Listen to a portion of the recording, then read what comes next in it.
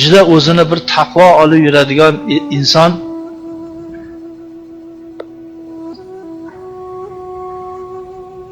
yoshi katta bo'lganda ayolini qo'yib yubordi. Juda taqvo odam edi. Ko'p odam ixlos qilardi.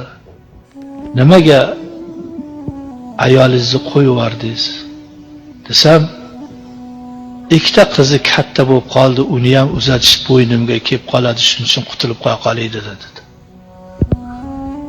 Shu bir odam muzni yutib yuboradi ichiga. Shu bir muz ichga kirib ketganday bo'ldi-da, hali odamning yuziga qarasam, xuddi bir shox o'sib chiqayotganday, shaytonning shoxi. Yoshligida, bolalari kichikligida olib